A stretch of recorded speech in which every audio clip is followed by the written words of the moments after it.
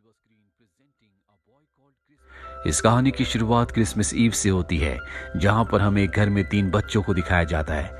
इन बच्चों की मॉम नहीं है और आज क्रिसमस ईव के दिन इनके पिता को कहीं बाहर जरूरी काम से जाना है, इसीलिए वो इनके लिए आंट रूथ को घर पर बुलाते हैं ताकि वो इन बच्चों को क्रिसमस ईव पर इंटरटेन कर सके। और इंटरटेन करने के लिए वो इन तीनों बच्चों को 13 साल के एक बच्चे जिसका नाम निकोलस है उसकी कहानी सुनाती है, जो बर्फीले जंगल में अपने पिता के साथ लकड़ियां काटने के लिए जाता है।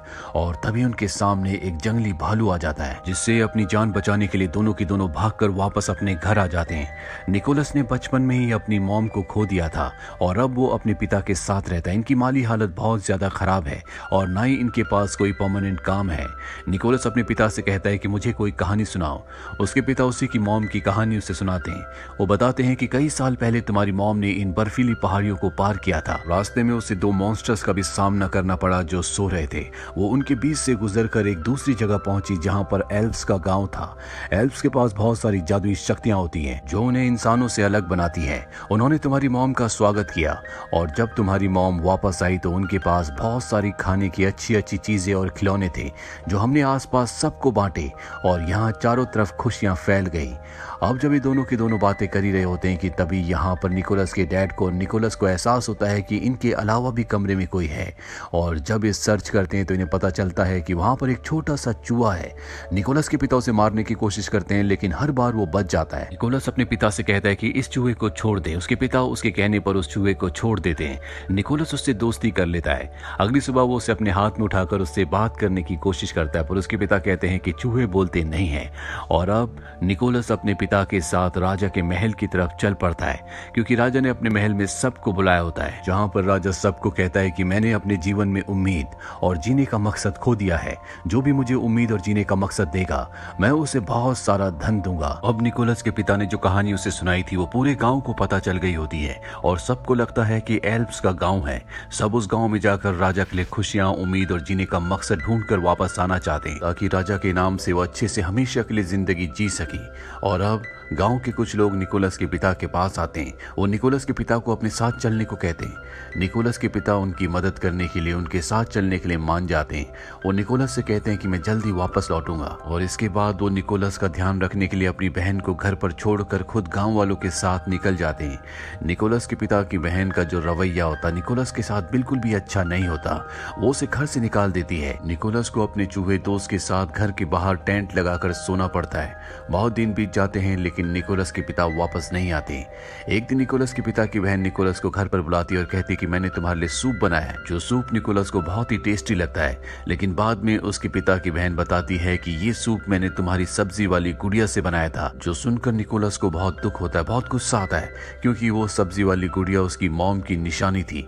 इसीलिए वो अपने पिता की बहन को उल्टा सीधा कहना शुरू कर देता है। अभी निकोलस देखता है कि उसकी मॉम ने जो उसे टोपी दी थी वो जल रही है। वो उस टोपी को लेकर वहां से बाहर आ जाता है और टोपी जलने के बाद वो उसके पीछे कुछ निशान देखता है। और जब वो उसे पूरी तरह से देखता है तो उसे पता चलता है कि ये एक नक्शा है और ये नक्शा ठीक उसी तरह से है जिस तरह से उसके पिता ने उसे एल्व्स की कहानी सुनाई थी। वो समझ जाता है कि अगर एल्व्स के गांव से पहुंचना है तो उसे इस नक्शे को फॉलो करना होगा। और अब निकोलस नक्शे को फॉलो करता हुआ एक गांव तक पहुंचता है जहां पर उसे एक बुढ़िया मिलती है। वो उसे कहती है कि तुम वापस लौट जाओ, एल्व्स का कोई भी गांव नहीं है। लेकिन निकोलस उसकी बात नहीं सुनता और लगातार अपना सफर तय करता चला जाता है। एक रात को वो एक गुफा में पनाह लेता है और उस गुफा में पहुंचने के बाद वो कहता है कि अगर सच में जादू इस दुनिया में कहीं है तो मेरा साथी चूहा इंसानों की तरह बोलना शुरू कर दे। और अगले पल उसका चूहा साथी इंसानों की तरह बोलना शुरू कर देता है, जिससे अब निकोलस को पूरा यकीन हो चुका है कि एल्व्स का गांव है, इस दुनिया में जादू पाया जाता है। अब अगली सुबह निकोलस एक बार फिर से अपने चूहे साथी के साथ अपना सफर तय करता है और तभी एक बारहसिंगा उसके ऊपर हमला कर देता है। उससे बचने के लिए निकोलस पेड़ पर चढ़ जाता है। ऊपर से वो देखता है कि उस बारहसिंगा को एक तीर लगा है, जिस वजह से वो पूरी तरह से विचलित हो चुका है। वो नीचे उतरकर उसे शांत करता है और उसके तीर को निकाल देता है, जिसके बाद बारहसिंगा भी उसका दोस्त बन जाता है। और अब बारहसिंगा भी निकोलस के साथ उसके सफर पर निकल पड़ता है, जिसकी मदद से निकोलस अपने सफर को और भी तेजी से अब तय करना शुरू कर देता है। और जल्दी ये पहाड़ियों तक पहुंच जाते हैं, जहां पर निकोलस देखता है कि 2 पहाड़ियां हैं जो कि मॉन्स्टर की तरह दिख रही हैं, जैसा कि उसके पिता ने कहानी में बताया था कि दो सोए हुए मॉन्स्टर हैं जिनके पीछे एल्व्स का गांव है। निकोलस समझ जाता है कि इन्हीं पहाड़ियों के पीछे एल्व्स रहते हैं और जब वो पहाड़ियों के दूसरी तरफ पहुंचता है तो वहां पर बर्फ और बर्फीली हवाओं के अलावा कुछ भी नहीं होता। निकोलस पिछले कई दिनों से ये सफर तय कर रहा है, इसीलिए बहुत ज्यादा थक चुका है। वो वहीं पर बेहोश हो जाता है। तभी वहां पर एक बच्ची अपने ग्रैंडफादर के साथ आती है। दरअसल ये एल्व्स हैं। बच्ची अपने ग्रैंडफादर को कहती है कि हमें इसकी मदद करनी चाहिए। हालांकि उसके ग्रैंडफादर नहीं करना चाहते क्योंकि निकोलस एक इंसान है, पर बच्ची कहती है कि हमें इसकी मदद करनी चाहिए, नहीं तो इसकी जान चली जाएगी। और इसके बाद उस बच्ची के ग्रैंडफादर निकोलस के ऊपर यकीन का जादू करते हैं, जिस जादू को करने के बाद वो होश में आ जाता है। और अब क्योंकि निकोलस के ऊपर यकीन का जादू किया गया है, इसीलिए वो जिस भी चीज पर यकीन करेगा वो उसे दिखना शुरू हो जाएगी। निकोलस बताता है कि मैं अपने पिता को ढूंढने के लिए यहाँ पर आया हूँ, लेकिन यहाँ पर एल्व्स का गांव नहीं है। उस बच्चे के ग्रैंडफादर कहते हैं कि अगर तुम यकीन करोगे तो एल्व्स का गांव तुम्हें दिखेगा। जिसके बाद निकोलस यकीन करता है और उसे अपने सामने एल्व्स का गांव दिखता है। अब एल्व्स के गांव के अंदर आने के बाद वो देखता है कि वहां पर जश्न चल रहा है, जहां पर खाने पीने की हर एक तरह की चीज है। दरअसल आज क्रिसमस है और यहाँ पर निकोलस और उसका चूहा दोनों के दोनों बहुत एंजॉय करते हैं। पर तभी यहाँ पर एल्व्स की रानी आ जाती है, जो जश्न देखकर बहुत गुस्से में आ जाती है क्योंकि उसने सबको क्रिसमस का जश्न मनाने के लिए मना किया था। क्योंकि जब यहाँ पर इंसान आए थे तो वो एल्व्स के एक बच्चे को पकड़कर अपने साथ ले गए थे और अब निकोलस को देखकर वो और भी गुस्से में आ जाती है। निकोलस कहता है कि मैं अपने पिता को ढूंढने के लिए यहाँ पर आया हूँ। अगर इंसान यहाँ से किसी बच्चे को अगवा करके ले गए हैं तो मैं वादा करता हूँ कि मैं उस बच्चे को वापस लाऊंगा। लेकिन रानी उसकी बात नहीं सुनती और उसे एक मीनार में कैद कर देती है, जहाँ पर निकोलस एक लड़की से मिलता है जो कि उड़ने वाली परी है और इसके पास खास शक्तियां हैं जिससे पटाखे यानी कि क्रैकर्स फोड़ सकती है। और अब निकोलस उससे कहता है कि मैं चाहता हूं कि तुम मुझे यहां से आजाद कर दो, मैं यहां पर अपने पिता को ढूंढने के लिए आया हूं। अब इससे पहले कि वो परी कुछ कहती, यहां पर एक मॉन्स्टर जाग उठता है जो पहले से यहां पर होता है और निकोलस को पकड़ लेता है। वो समझ जाता है कि ये एक इंसान है, इसीलिए वो निकोलस को खाना चाहता है। पर इससे पहले कि वो मॉन्स्टर ऐसा करता, परी उसके मुंह में एक क्रैकर को ब्लास्ट करती है जिससे एक धमाका होता है। धमाके से उस मीनार की छत फट जाती है और परी निकोलस को लेकर यहाँ से निकल जाती है। हालांकि गार्ड्स भी इन्हें देख लेते हैं, लेकिन तभी निकोलस के सामने उसका बारहसिंगा आ जाता है और निकोलस और परी उसके ऊपर बैठकर यहाँ से निकलने लगते हैं। लेकिन अब जो दरवाजा होता है वो बंद होने वाला होता है, इसीलिए जो परी होती है वो दरवाजे को बंद करने के लिए वहीं पर रुक जाती है। निकोलस उस जगह से निकल जाता है, लेकिन परी वहीं पर रह गई है। निकोलस का अब एक ही मकसद है कि वो उस एल्फ बच्चे को वापस लेकर आए जिसे इंसान अपने साथ पकड़ कर ले गए हैं। बहुत ढूंढने के बाद निकोलस को एक सुनहरी रस्सी दिखती है जिसका पीछा करते करते वो एक केज तक पहुंचता है जिसके अंदर एक बच्चा होता है और ये वही एल्फ बच्चा है जिसे इंसान एल्व्स के गांव से चुरा कर ले गए थे। इससे पहले कि वो उस केज से उस बच्चे को निकालता, वहां पर बहुत सारे इंसान आ जाते हैं। निकोलस देखता है कि उसके पिता भी उन्हीं के साथ हैं। वो अपने पिता को देखकर बहुत खुश हो जाता है और कहता है कि हमें इस एल्फ बच्चे को एल्व्स के गांव वापस भेजना होगा। निकोलस के पिता कहते हैं कि हम ऐसा नहीं कर सकते, हम इसे राजा के पास ले जाना चाहते हैं।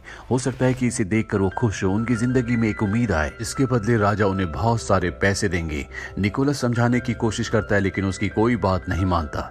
निकोलस के पिता उसे बांध देते हैं और जब रात होती है तो निकोलस के पिता निकोलस के पास आकर उसे आजाद कर देते हैं, साथ ही उस बच्चे को भी जो एल्फ गांव से चुरा कर लाए हैं, जो कि एक एल्फ है।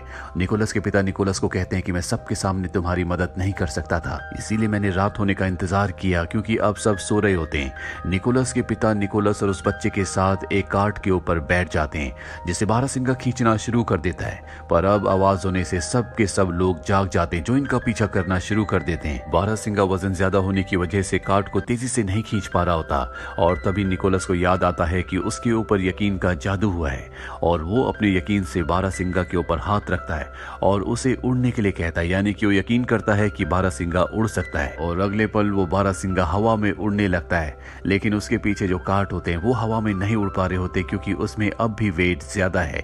ये देखकर निकोलस के पिता अपने कार्ट की रस्सी काट देते हैं जिससे वो खाई में गिर जाते हैं और उनकी मृत्यु हो जाती है, जो देखकर निकोलस दर्द से चीख उठता है। लेकिन निकोलस अब उस बच्चे को एल्व्स के गांव तक पहुंचा देता है, जो देखकर सबके सब बहुत खुश होते हैं क्योंकि निकोलस ने अपना वादा पूरा किया। उस बच्चे के पिता निकोलस को बहुत सारे अच्छे अच्छे टॉयज देते हैं जो देखकर निकोलस को अच्छा लगता है।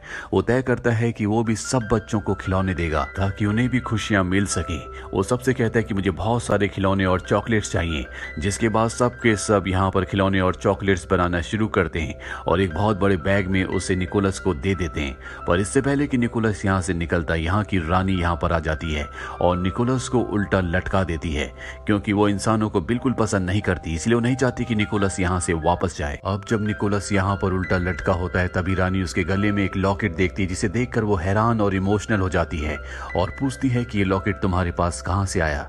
निकोलस बताता है कि ये मेरी मॉम का है। वो बताती है कि आज से कई साल पहले तुम्हारी मॉम यहाँ पर आई थी, वो और मैं बहुत अच्छी दोस्त बन गई थी।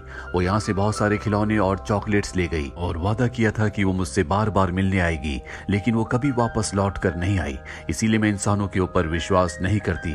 निकोलस कहता है कि वो वापस जरूर आती, लेकिन वो जिंदा नहीं है, उनकी एक बीमारी की वजह से मृत्यु हो गई थी। ये सुनने के बाद रानी को बहुत दुख होता है। वो समझ जाती है कि निकोलस की मॉम वापस क्यों नहीं आई, साथ ही उसने इंसानों के ऊपर जो विश्वास खो दिया था वो भी अब वापस आ चुका है। इसीलिए निकोलस को खिलौने से भरा हुआ बैग देकर यहाँ से रवाना कर देती है। निकोलस अपने बारहसिंगा पर बैठकर उड़ता हुआ सीधा राजा के महल जाता है। राजा को खिलौने दिखाता है और कहता है कि हमें इन्हें बच्चों को बांटना होगा। राजा उसके साथ उसके बारहसिंगा पर बैठकर सोए हुए बच्चों के पास खिलौने रख देते हैं, ताकि अगली सुबह जब वो उठे तो उन्हें खुशी हो।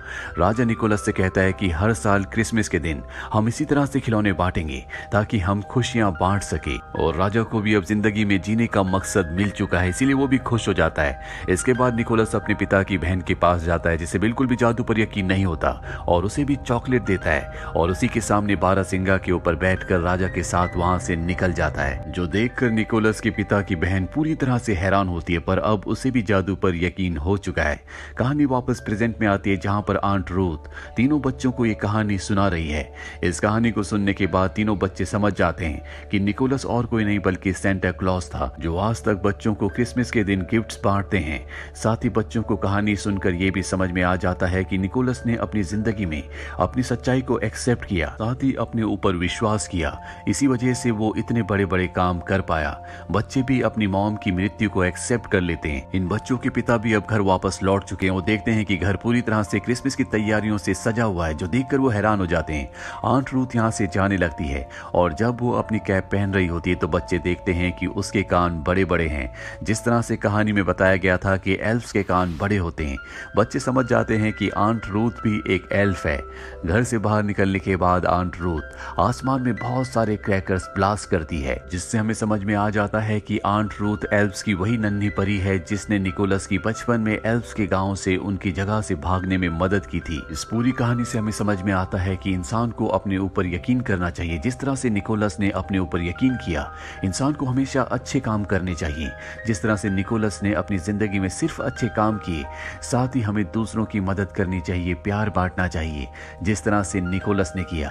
क्योंकि जब हम दूसरों को प्यार बांटते हैं, दूसरों को अच्छाई देते हैं, तो वही चीजें हमारी जिंदगी में भी लौट कर आती हैं। और इसी के साथ ये फिल्म, ये कहानी यहीं पर खत्म हो जाती है। उम्मीद करते हैं कि ये कहानी आपको पसंद आई होगी।